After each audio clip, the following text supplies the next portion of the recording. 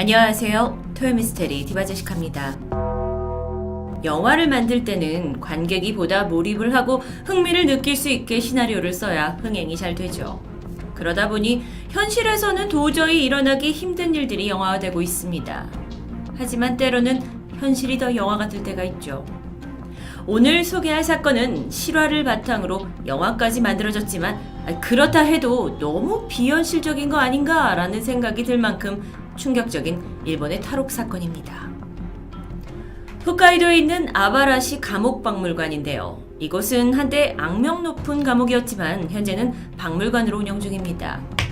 그런데 이곳에는 기묘한 동상이 하나 서 있습니다.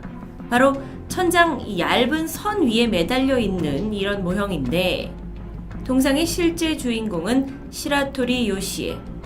그는 무려 감옥에서 몇 번이나 탈옥에 성공한 죄수입니다. 일본에서는 그를 탈옥왕이라고 부를 정도죠. 시라토리 요시에. 그는 1907년 7월 30일 생으로 어릴 적 아버지는 병으로 일찍 사망하셨고 이후 어머니가 재혼을 했지만 야속하게도 동생만 데리고 떠났습니다. 결국 요시에는 두부 장사를 하던 숙모에게 입양이 되었고 제대로 된 교육을 받지 못한 채 어려서부터 가게 일을 도우며 자라게 되죠. 그러다 20살이 된 요시에가 러시아에서 개를 잡는 어선에 취직하게 되고요. 아주 고된 고기잡이 일을 하게 됩니다. 하지만 이후에는 상당한 돈을 벌어서 고국에 돌아왔고 결혼도 하고 생선 가게도 차리게 되는데요.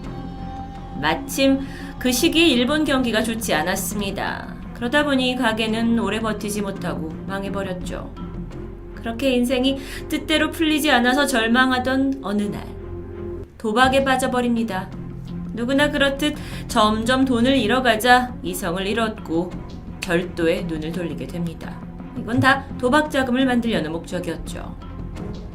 1933년 4월 그는 친구와 복면을 쓰고 자파상에 들어가서 도둑질을 하던 차 주인에게 발각되고 말았습니다.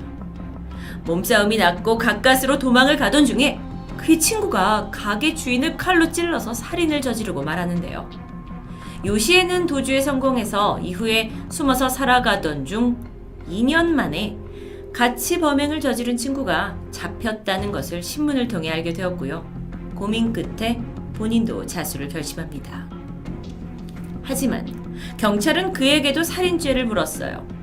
요시에는 아니 나는 죽일 생각이 없었다. 그리고 실제로 내가 죽인 게 아니라 동료가 저지른 일인다 라면서 자신의 결백을 주장했지만 끝끝내 받아들여지지 않았고요. 그는 교도소로 이송됩니다. 그가 처음 수감된 곳은 아오모리 교도소였습니다.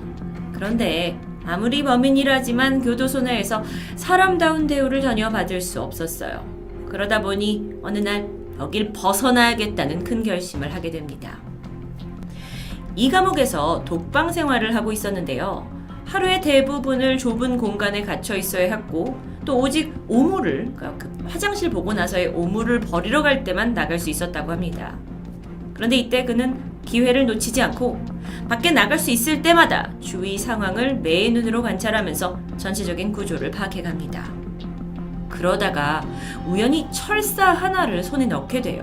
그리고 그 방의 화장실에 있는 콘크리트를 이용해서 철사를 조금씩 깎아서 열쇠 모양을 만들면서 탈옥을 준비하게 되죠. 드디어 D-Day가 되었습니다. 간수가 한눈을 판 찰나 철사로 만들어낸 그 복제 열쇠 있잖아요. 이걸 이용해서 문을 닫고요. 탈옥에 성공합니다. 하지만 첫 번째 탈옥은 3일 후에 수색대에 잡히면서 실패로 돌아가고 말았죠. 다시 수감된 요시입니다. 같은 해 11월에는 그 자파점에서 저지른 살인죄로 무기징역을 확정받게 되어 영원한 감옥 생활을 시작해야 했죠. 그리고 그로부터 5년 뒤인 1941년 아키타 감옥으로 이감되었습니다. 이곳에서의 생활도 여전했어요. 요시에는 다른 죄수들에게 심한 폭행에 시달렸고요. 힘든 시기였죠. 게다가 이미 한번 탈옥을 했다라는 이력이 있어서 또다시 독방에 수감될 수밖에 없었습니다. 감시가 이전보다 더 심해지면서 독방 안에서 수갑을 계속 차고 있어야 했고 밥을 먹을 때나 화장실 갈 때만 수갑은 풀렸다고 합니다. 심지어 교도관한테 너무 추우니까 담요 한 장 달라는 요청마저 거절당하게 되는데 요시에는 이때 또다시 이를 갈게 됩니다. 시간이 지나서 겨울이 됐어요. 약간 경계가 느슨해졌던 것 같습니다. 그를 항상 옷죄고 있던 수갑이 풀리게 돼요. 하지만 이때 요시에는 이미 천장에 있는 쇠창살이 부패한 것을 발견했죠. 그리고 그날부터 모두가 잠든 밤 사이 벽 모서리로 천장에 올라가는 것을 매일 연습합니다. 이후 그는 목과 철 조각을 얻어서 톱을 제작했고요. 하루에 간수가 교체되는 단 10분이라는 그 시간이 오면 천장에 올라가서 톱으로 철창 주위를 잘라냈습니다. 그렇게 숨죽이고 탈옥할 때만 기다리고 있었던 거죠. 그러던 어느 폭풍우가 심하게 내리치던 밤입니다. 요시에는 매일 밤 훈련했던 대로 벽을 타고 올라갔고요. 천장에 이미 잘라둔 철창을 열고 지붕으로 접근합니다. 그리고 이후 지붕을 타고 감옥 뒤편 마당에 도착해서 그곳에 있는 통나무를 발판 삼아 담을 넘게 돼요. 두 번째 탈옥입니다. 그렇게 성공하고야 말았죠. 운 좋게도 경찰은 그의 흔적을 쉽사리 찾을 수 없었고요. 한동안 요시의 행적은 묘연해졌습니다. 그러다가 3개월이 지난 1942년 9월 20일 요시에가 다시 모습을 드러냅니다. 그런데 이때 가족이나 가까운 친구가 아니었어요. 감옥에서 만난 고바야시 교도관의 집입니다. 그는 교도소에서 유일하게 요시에를 인간 취급해줬던 사람이었어요.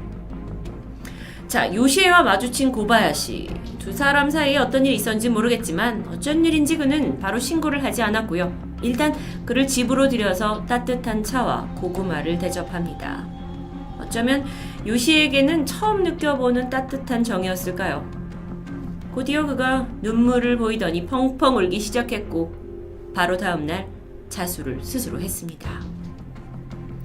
1943년 4월 요시의 세 번째 수감이 시작됐고 이번에 그는 아바시리 감옥으로 옮겨집니다. 이곳에는요, 상습적인 흉악범을 위해 특별한 독방이 준비되어 있었어요. 요시에가 2번이나 탈옥에 성공한 요주의 인물로 낙인이 찍히면서 상황은 그 어느 때보다 가혹했죠. 혹여 다시 탈출하는 일은 절대로 없어야 했기 때문에 교도관들이 늘 그를 지키고 있는 건 당연했고요. 아예 힘을 제대로 못 쓸 정도로 심하게 고문하기 시작합니다. 요시에는 얇은 셔츠 하나를 걸친 채 독방 안에서 20kg짜리 특수 수갑과 족쇄를 하고 있어야 했습니다. 제공되는 음식은 그 기존보다 4분의 1 정도의 양이었죠. 그래야 힘이 없어서 딴 생각을 못할 테니까요. 먹을 때는 이 족쇄조차 풀어주지 않았어요. 그래서 손을 쓸 수 없잖아요. 그래서 어떤 때는 개처럼 핥아서 먹는 게 그로선 최선이었고요. 목욕마저 허용되지 않았습니다. 그를 지키는 교도관은 이유 없이 시시때때로 그를 폭행했습니다. 그러다 보니까 요시의 얼굴은 이목구비를 알아보기 힘들 만큼 상처투성이가 되어갔고 손과 발목에 생긴 상처는 제대로 치료가 되지 않아서 구더기가 득실거리기 시작합니다. 정말 절망적인 상황에서 요시에도 이제는 체념한 것처럼 보였죠. 하지만 그건 위장이었습니다. 교도관 앞에서는 삶의 의욕을 잃고 일어날 힘조차 없는 것처럼 행동했지만 그는 포기하지 않았습니다. 요시에는 자신이 머물고 있는 독방에 유일하게 빛이 들어오는 문 쪽에 작은 철창에 주목합니다. 그리고 정말 여러분 이 부분 너무 충격적인데요. 이게 과연 가능한가 싶지만 지금의 여러분이 이제 생각하신 철창과 아마 다른 종류였기 때문에 가능했다고 생각이 듭니다. 매일매일 그 철창에다가 이제 식사로 배급받게 되는 것 중에 된장국을 뿌려요. 그리고 철을 부식시키기 시작합니다. 생각해보면 족쇄로 음식을 핫하 먹는 수준이었는데 그렇다면 뭐 된장국을 입에 머금고 뿌렸다고 추정이 될 수 있겠죠. 그렇게 시간이 지나면서 어느 정도 했는지는 모르지만 철창이 점점 약해져 가기 시작했어요. 겨우 손을 넣을 수 있는 사이즈에서 머리가 들어가고 이후 어깨를 구겨 넣을 수 있을 때가 왔을 때 그는 이 독방을 빠져나갑니다. 족쇄요. 이건 교도관이 없을 때 계속 벽에 부딪혀서 이미 고리가 느슨해진 상태였죠. 이렇게 요시에가 아바라시 감옥에서 3번째 탈출에 성공했다는 게 일본 전역에 알려졌고요. 경찰로서는 수치였습니다. 그래서 이 일을 어떻게든 해결하려고 많은 인력을 동원해서 수색했지만 쉽지 않았습니다. 한편 요시에는요, 결코 다시 감옥에 들어가지 않겠다는 결심으로 산으로 깊이 들어가 버립니다.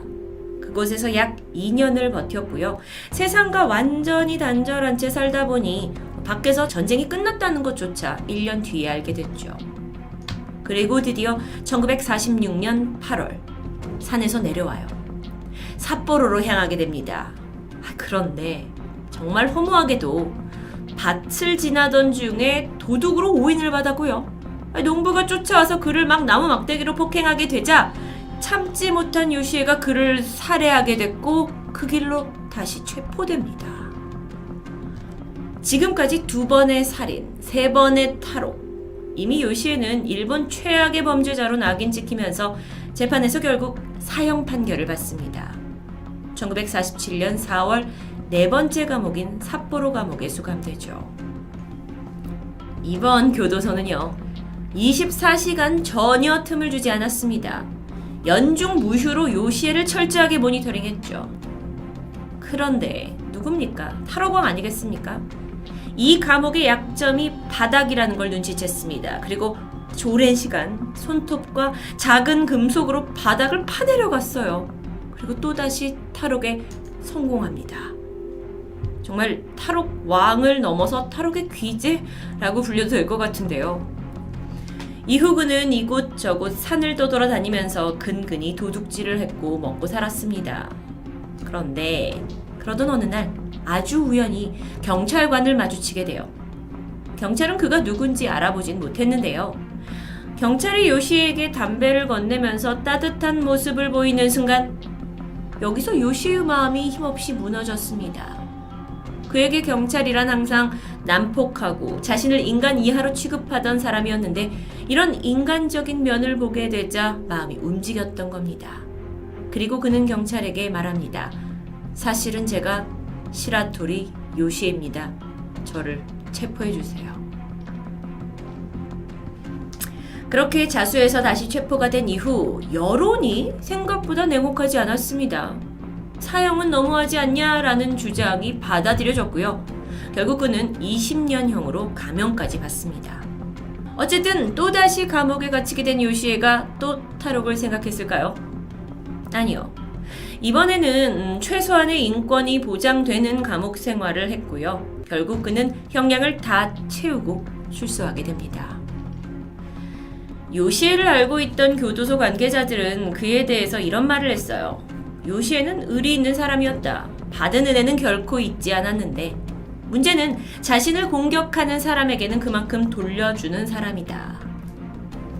그가 탈옥을 한 진짜 이유가 자기 자신이 아니라 이 재판 과정의 모순 또 감옥에서 받은 어떤 불합리와 싸운 것이다 라는 평가가 있었습니다.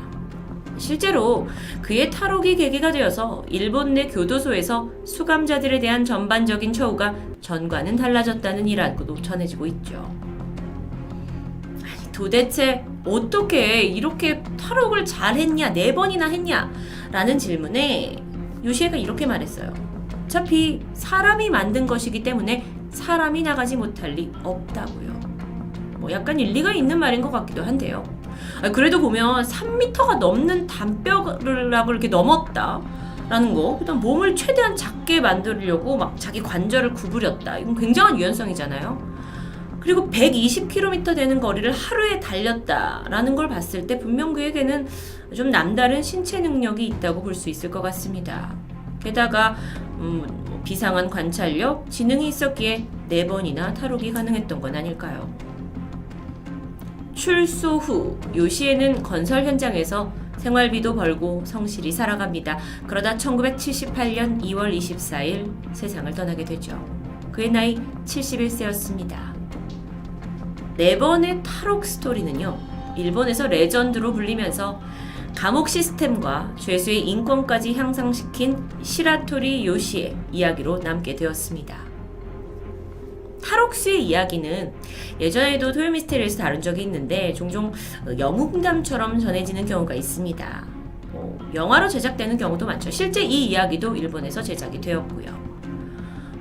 그렇게 요시에 세상의 주목을 끌었지만 결국 요시의 마지막 가는 길은 가족이나 지인 없이 쓸쓸한 혼자였다고 전해집니다. 물론 그의 이야기가 영웅담처럼 흥미롭게 느껴지는 건 사실이지만 다시 한번 그가 범죄자였다라는 사실은 잊을 수 없겠죠. 토요미스테리 디바제시카입니다.